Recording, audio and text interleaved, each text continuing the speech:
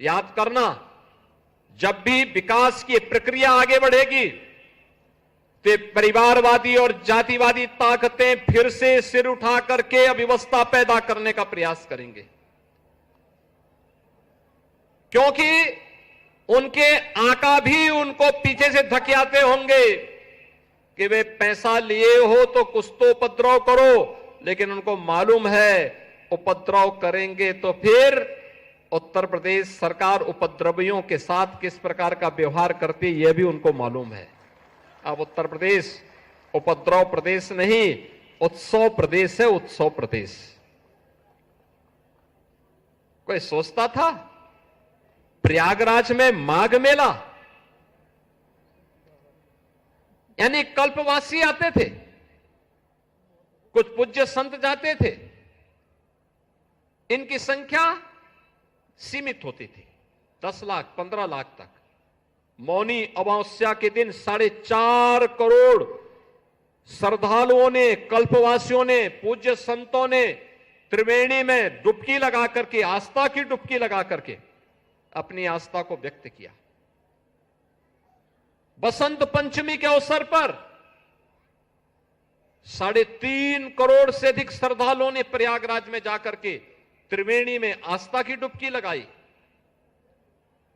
निरंतर वहां पर श्रद्धालु देश और दुनिया से आ रहा है, क्योंकि उसे मालूम है कि डबल इंजन की सरकार उसे सुरक्षा भी देगी, सुविधा भी देगी। और सुरक्षा और सुविधा की एक गारंटी क्या मिली?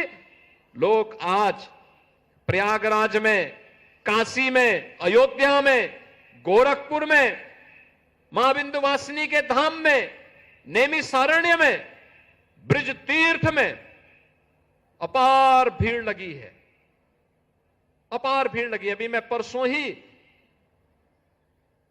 श्री बांके बिहारी मंदिर में वृंदावन गया था, क्या भीड़ थी।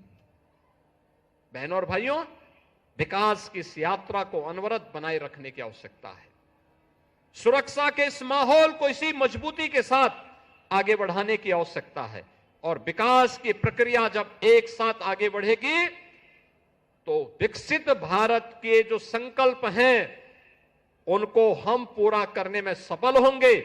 आने वाली पीढ़ी का भविष्य उज्जवल होगा। नए भारत का नया उत्तर प्रदेश, तो नए उत्तर प्रदेश का नया गोरखपुर।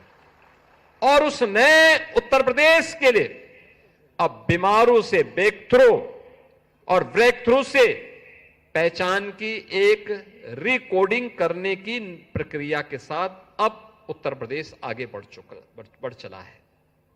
तो स्वाभाविक रूप से ये परिवारवादी और जातिवादी मानसिकता के लोग कैसे इसको बर्दाश्त करेंगे? जो दंगाइयों के हम परस्त थे, उनके सामने नाक रगड़ते थे दंगाइयों के सामने, आज जब दंगाई अपने बिल के अंदर घुस चुका है और जो घुसना नहीं चाहता था उसको जबरदस्ती नाक रगड़ करके आज प्रदेश को दंगा मुक्त करने का कार्य किया, तो उसके जितने भी हमदर्द थे वे सब परेशान हो उठे हैं, क्योंकि उन सब की आजीविका पर इसका बुरा असर पड़ गया है। हमने नौजवानों के लिए आजीविका के अवसर दिए हैं। ये डबल इंजन सरकार ने नौजवानों को सरकारी नौकरी भी दी है और निवेश का बेहतरीन वातावरण बना करके प्रदेश में निवेश की एक नई बहार बहाई है। निवेश आता तब है जब सुरक्षा का माहौल होता है। निवेश आता तब है जब अच्छा इंफ्रास्ट्रक्चर होता है।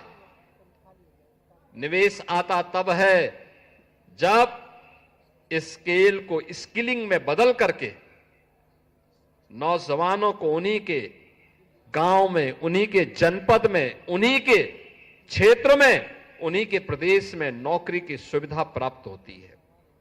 और हम कह सकते हैं उत्तर प्रदेश में आया हुआ 45 लाख करोड़ रुपए का निवेश का प्रस्ताव उत्तर प्रदेश के अंदर 1.5 करोड़ से अधिक नौजवानों के लिए नौकरी की गारंटी का दस्तावेज है। और उत्तर प्रदेश के नौजवानों को इसके माध्यम से आज उत्तर प्रदेश के अंदर नौकरी मिल रही है।